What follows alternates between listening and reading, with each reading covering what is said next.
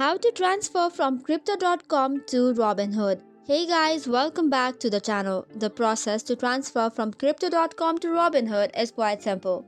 First of all, head over to your Robinhood app on your mobile device and log in. Once on the home screen, you have to tap on the crypto wallet icon. Then after type in the cryptocurrency that you want to trade and tap on receive to get the wallet address. Once your Robinhood wallet address appears, tap on copy address to copy it. After that, go to crypto.com application on your device and log in. Then tap on transfer and then on external wallet. Choose the cryptocurrency that you want to send and then paste the Robinhood wallet address you copied earlier. Then after, in the wallet name field, type in Robinhood. Tap on continue button, enter the amount you wish to transfer and then tap on withdraw to complete the transfer.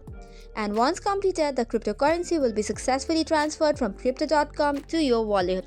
So that's all for today's video. For more such contents, do not forget to hit the like and subscribe button. Thank you and keep watching.